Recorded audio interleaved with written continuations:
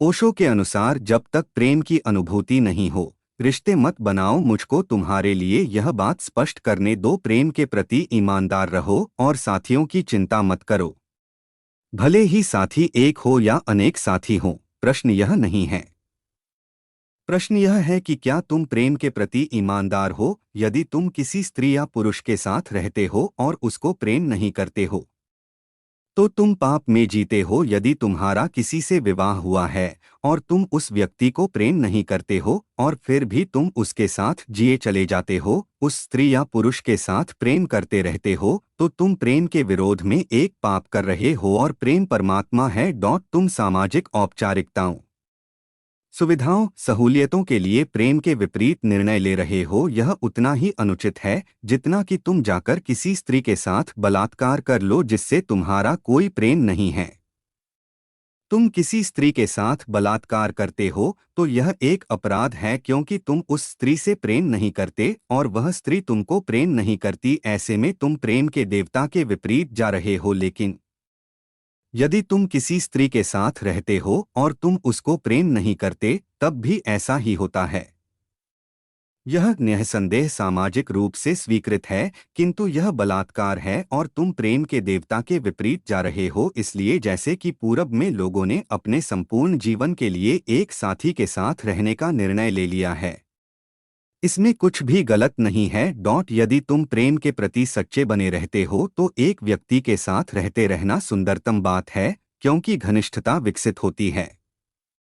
लेकिन 99% संभावनाएं तो यही हैं कि वहां कोई प्रेम नहीं होता, केवल तुम साथ साथ रहते हो और साथ साथ रहने से एक प्रकार का संबंध विकसित हो जाता है, जो कि केवल साथ साथ रहने से बन गया है, प्रेम के कारण नहीं बना है।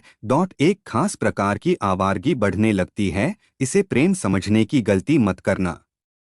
किंतु यदि ऐसा संभव हो जाए, यदि तुम एक व्यक्ति को प्रेम करो और उसके साथ पूरा जीवन रहते हो, तो एक गहरी घनिष्ठता विकसित होगी और प्रेम तुम्हारे लिए गहनतर और गहनतर रहस्योद्घाटन करेगा।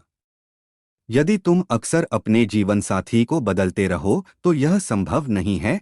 पश्चिम में लोग बदल रहे हैं। बहुत से संबंध प्रेम की दोनों उपायों से हत्या होती है। पूरब में इसको मार डाला गया है क्योंकि लोग परिवर्तन से भयभीत हैं। पश्चिम में इसकी हत्या की गई क्योंकि लोग एक साथी के साथ लंबे समय तक रहने से भयभीत हैं, भयग्रस्त हैं, क्योंकि यह एक प्रतिबद्धता बन जाता है। इसलिए इससे पहले कि यह एक प्रतिबद्धता बन जाए, बदल डालो। इस प्रकार तुम मुक्त और स्वतंत्र बने रहते हो और एक खास प्रकार की आवारगी बढ़ने लगती है। और स्वतंत्रता के नाम पर प्रेम को करीब करीब कुचल दिया गया है, मौत के मुहाने पर खड़ा है। प्रेम को दोनों उपायों से क्षति पहुंची है। पूरब में लोग सुरक्षा, सुविधा तथा औपचारिकता से आसक्त हैं।